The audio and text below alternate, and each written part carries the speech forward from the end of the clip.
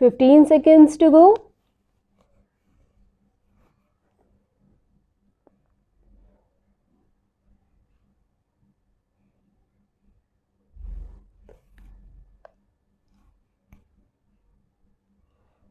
In discussing the demands for grants of the Finance Ministry, we have got to see what extent the administration of this particular ministry has led to the development of our national wealth and the securing of the welfare which our state claims to have in view. Madam, we must try to analyze very carefully the working of this particular ministry because it is not merely a department of the government, so to say, but it is the nerve center of the administration of the country. I would like first to refer to the role of foreign capital because in determining the manner in which the permission of capital issues has been granted by the particular administration, we should keep in our mind to what extent the interests of our nation have been served. I fully endorse the statement which the previous speaker has made so far as repatriation of the investments made by foreigners and of profits are concerned. We have dealt with this topic quite a number of times and I do not want to reiterate anything apart from only support what the honorable member who just now spoke said. I would like to deal with the investments of foreigners in India. Madam, the government of our country accepted the proportion that is allowing foreigner investment. It should come in only in such industry and such form of production wherein our national investors will not come forward and in which technical skill is wanted. There is also one other factor which the industrial policy of our government of 1948 as adumbrated further in 1949 by the Prime Minister laid down. It specifically said that the control and ownership of such concerns should, as far as possible, be in the hands of Indian nationals and the technical know-how of our country should be developed. I would like to emphasize the figures that have been put forward for the last few years.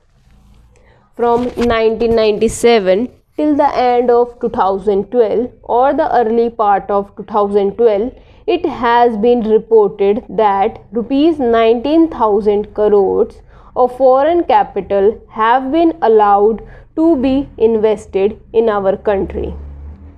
Of that, practically more than 6,000 crore have been allowed to be invested in managing agency and trading enterprises in our country. So far as the government policy is concerned, we find that a sum of rupees 4 crores have been allowed to be invested this year. We do not know how it is to be used up. We have been told that during the period 2008-13 nearly rupees 35 crores have been allowed to be invested in textile machinery and generally in the textile industry. We have seen to what extent cotton and jute have been dominated by the national capital and to what extent they play the role as against the demand for them. We know further what the government is doing in regard to these industries and how the Indian counterpart in these industries are behaving. Then why this further penetration of foreign capital? Even in regard to the expansion scheme, we find that paints, soaps, electric fans, and machine tools are some of the industries where the government has allowed foreign interest to establish or expand their factories. It will adversely compete with the production of the country when the indigenous producers do not find any market in this sphere.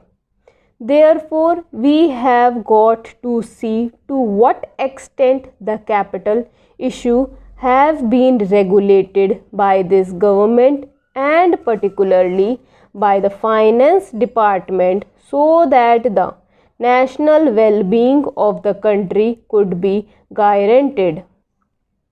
Then we have got to look into the fact as to how far the new industries are allowed to function. So far as the oil refineries are concerned, some of them have been established and some more are going to be established very soon. In the control of the administration, the Indians have no share.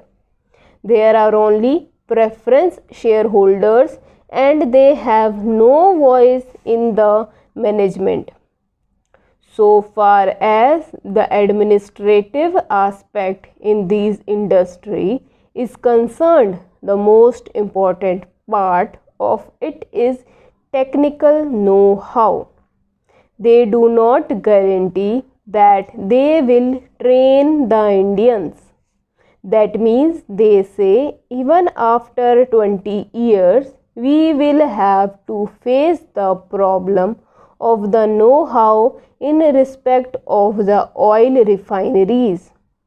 I do not know why the government are showing softness to foreigners in this matter. Then we have another investment in collaboration with the Indian chemical industries for the manufacture of civil explosives. Here, as far as I have gathered, only 20% is going to be Indian capital. The majority of the shares will remain with the Indian chemical industries. Nobody else have been allowed to make any investment.